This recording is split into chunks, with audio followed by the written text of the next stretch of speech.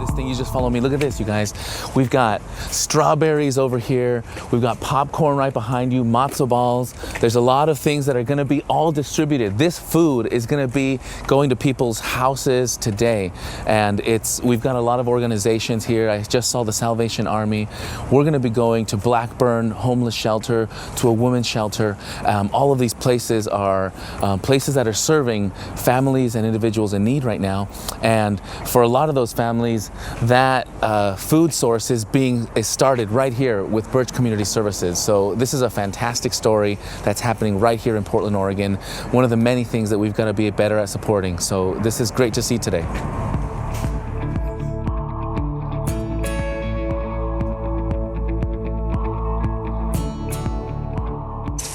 If you go out and help others, that actually relieves your depression. It makes you feel better. It helps your problems not seem so big. And there are people out there that will donate to nonprofits or volunteer because it makes them feel good about themselves. Now, that could be considered selfish, but it also happens to help the community. So when we recognize that helping others not only helps them, but we recognize it's actually a selfish thing to do that helps ourselves, we recognize that the value, our personal value, is measured by how much we benefit others. And that is what I consider to be the collective self-interest that we must recognize, that we're in this together. And it's not me being selfless when I go help others. It's me recognizing that my version of self extends to the world around. And I would say over the past few years, they've seen a transition to more single-parent families, which makes it difficult. How many families do you think there are in the program now that you're serving?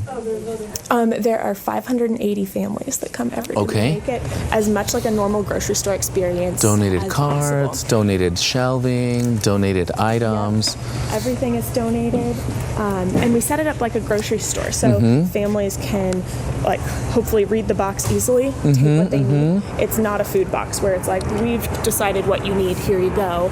They very much have choice in what they get. Okay. And some items have Hello. some items don't. And everyone volunteers here for this restocking, the shelving. Yep. Okay. Everyone volunteers. Do you have a sense for right now how much more capacity? Yes, quick walk around. How much more capacity you have for families? We could probably have close to 700 families, so just over 100 more. Now, what about families that are English as a second language speakers? Do you have folks here that can help families that are Slavic speaking, or Hmong or other languages? So unfortunately, one of the requirements in our program right now is that one person in the family has to be fluent in English, and that's because a huge piece of our program is the financial literacy portion, and we're unable to offer our classes in another language right now. Does it have to be an adult? It does have to be an adult. So we offer Restart 6 times throughout the year. It's an 8-hour course, so either 2 Saturdays or 4 weeknights, either Tuesday or Thursdays when it's offered. We also offer, we also have how to pay for college without debt, which is really valuable for a lot of our families. Oh boy. And also a class on estate wills and estate wills and estate planning. Oh, good. Of those things, we do all of our own. We do a lot. So last year, we actually had about $50,000 in revenue just from recycling. Also, all of the produce that is not good enough to go out to families, we have pig farmers who come and take it. Yes. It's very sustainable. So you don't waste our food. Produce is ready for our families. We have a few carts, so it looks like we have. That is fantastic. So you help reduce food waste from at one level, and then you're reducing food waste by bringing it down to the farms. Yes. That is fabulous. I have a zero food waste vision for the city, and so I see the work that you're doing as such a critical piece. Yes, absolutely. Because there's so much food waste that could be eaten. So I see clothing, I see food, and I see that you've got people contributing to all of this. With all of these clothes around, what if there's families out there that have clothes or things that they would like to contribute? How do they help participate? Yeah, they can just, if it's a big donation, they can call us, call our donation hotline, which is on our website.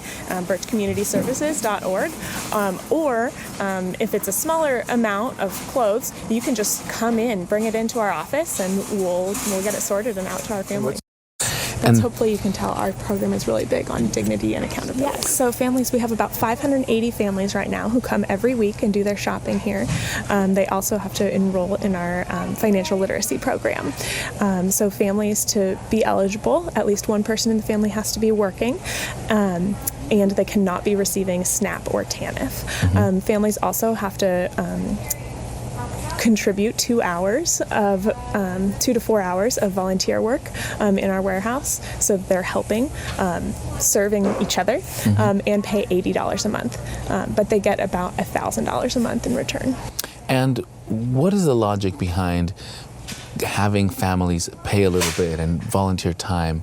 Yeah, absolutely. Having the contribution of both time and money not only helps us, but it's also, there's an aspect of dignity and accountability in both of those things. And we're a program, one of our founders, Barry Birch, said that we are 90% about people and 10% about food.